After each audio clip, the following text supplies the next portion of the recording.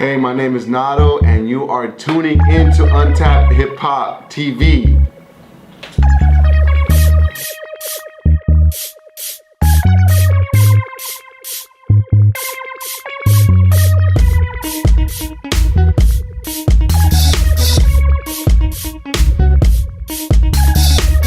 I was born in Trenton, New Jersey. Come from a military family. Came out to this area, i.e., when I was 3.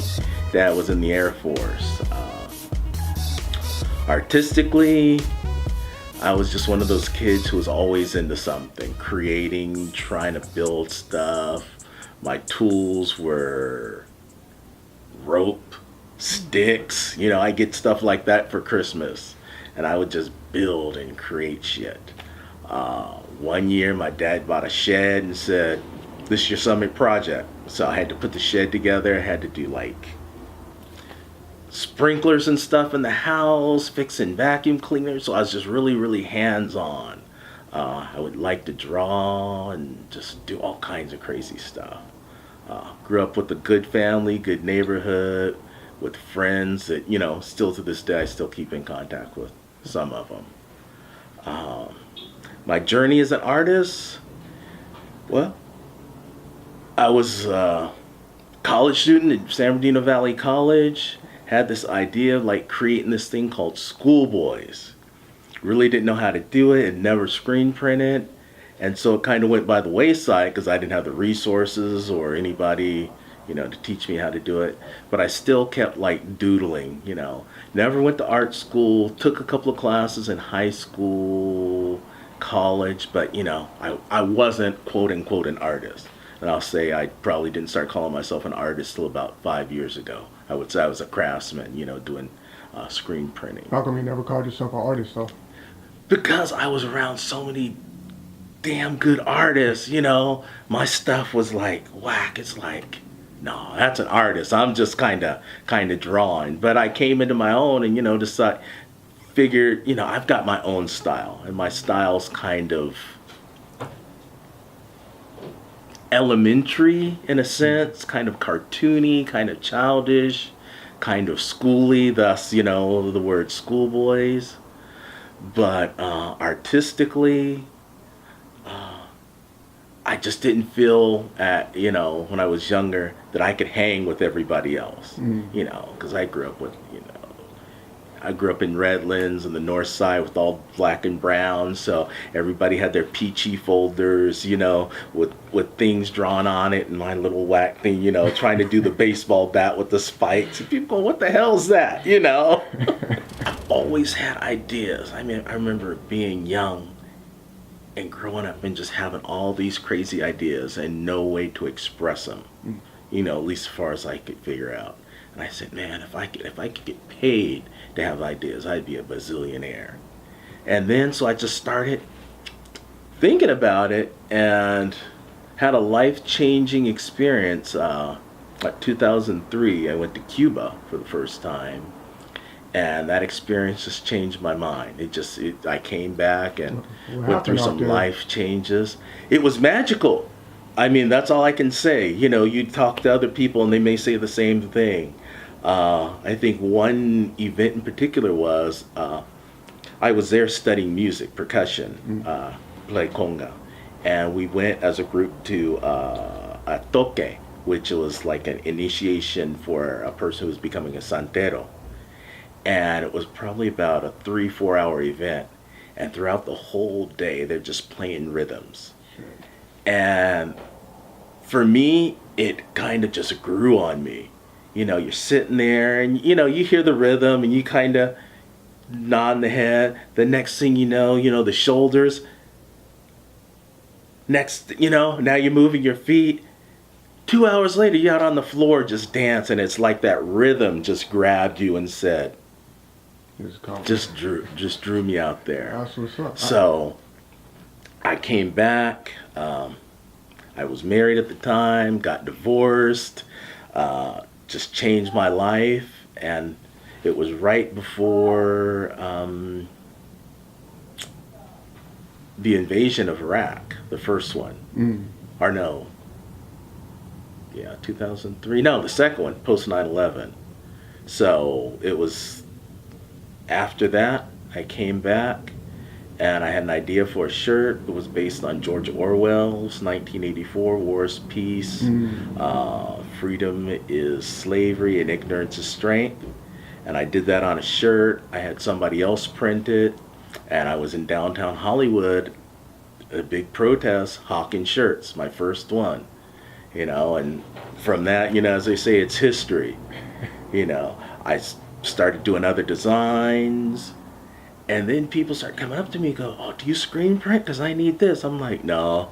You screen print? No. You screen print? No. You screen print? Well, just a second. This is a sign. So I dug in my pocket, bought the setup, my first setup, the setup I have now, and started screen printing. The first paid job actually paid for everything. Yeah. And so, I did the music thing. To me, I think I hit a plateau. I have a certain vocabulary musically, and I haven't, breached that that whatever, that crust, to break through. And I do it for fun. It was never, a pursuit that I wanted to be a professional musician. So I still mess around. There's a couple of people we jam, every once in a while. They say with arts, nobody's doing anything original. We're just taking something and putting our own, special mix on it. Did you have any inspirations behind pieces you've done? We were talking earlier about cartoons. One of my favorites was Calvin and Hobbes. No. Did you get the anthology? Oh man, I got all of them. I had all of them, and I would love, seeing that Sunday morning, the color one. Yeah. But I thought it was just brilliant, and it was simple, but yet so expressive.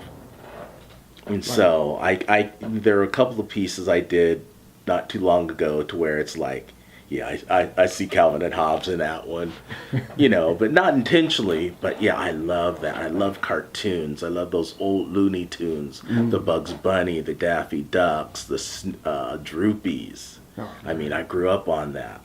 I teach English language development, so I teach students who don't speak English, and then I teach ethnic studies. Oh, okay. Like, why not any art classes or anything? You know what? I have considered writing curriculum to do a screen printing class.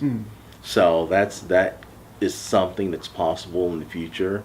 But as far as arts, with education, you have to have a specific credential and something, and I don't have an art credential, so I use screen printing in my courses too. Oh, word.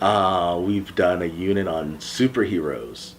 So the students had to create their own superhero. They had to, give the superhero a backstory, a superpower, a nemesis. They had to design the superhero's costume. They had to do a logo. So at the end, with their logo, they had to design it, and I showed them how to do a stencil with paper of the logo, and then I brought in some screens, and we printed in class, and so they're all walking around with their superhero logos on. That's dope. And so I've done that. I've done some live printing with my students for homecoming. So we would take the school logo, and we would go out in the quad and tell the kids, bring your own shirt, it's free. One of our shirts, $5. So everybody would have some school swag, because not everybody can afford that $10, $15, school shirt in the student store.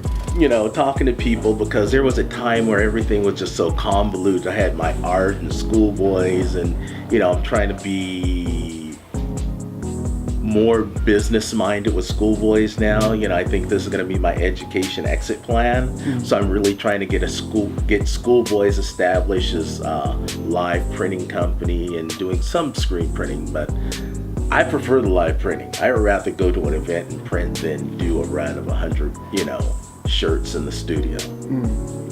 So yeah, then I have the Duan and Only, which is my art. It's social commentary, editorial cartoons, straight out political art, and I'm doing a lot more like abstract stuff too.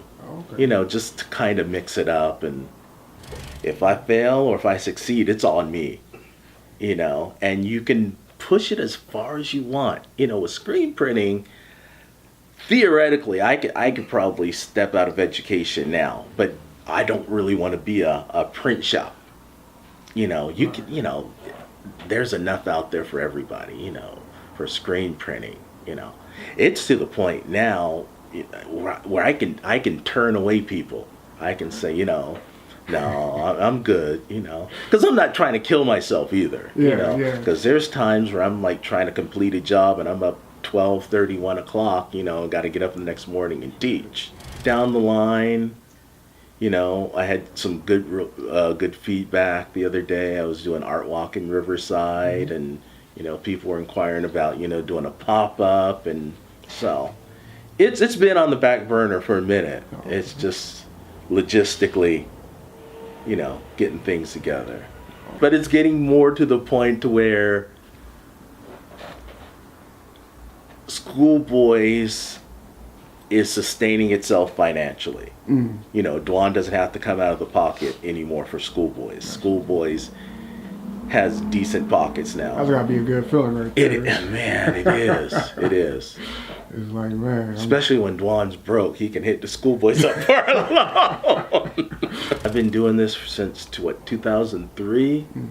You know, there've been times where I thought about, you know, just throwing in the towel, but it's I enjoy it. I get so much more out of it, you know, creating, being in, you know, my office drawing, taking ideas and putting those on screen and, you know, putting it on a shirt and just, you know, rocking it, and people coming up to me go, oh man, that's a cool shirt, where'd you get that from? And it's like, that's all me. You know? You know, there are things I make that I don't even put up on the website. Oh, why not? Some stuff just for me, some stuff I just, you know, man, I'll tell you this. When I first started Skool Boiz, I was very naive. I thought, you know, I was kind of like that Field of Dreams. You know, you build it and they'll come. Right. You know, if I print some shirts and put it on a website, it's going to blow up. I think that's how it's work. Yeah. And so, you know, trying to maintain a website, trying to do the photography and do it, because I'm a type of person once, you know, kind of a bit of control freak. You know, I want things this way, but you know, I've given control over, and it's just hard to find people that are consistent that you can call on. You know, I'll come up with an idea for a t-shirt and I'll have it printed in 3 hours, you know, from idea to the actual thing, and it's like, okay, but I need a photographer. So you got to wear a lot of hats. Like, yeah, and trying to teach myself, you know, photography, because you can tell when somebody's taking their own pictures for the website versus something a little bit more professional. That's my objective. You know, I think that's part of the teacher. I want to get their mind going. They may see something and it may not be the same intention I had for it, but it'll make them think. I think a lot of my stuff creates conversations. People approach me, people who wear it or are approached, you know, and the themes that I print about.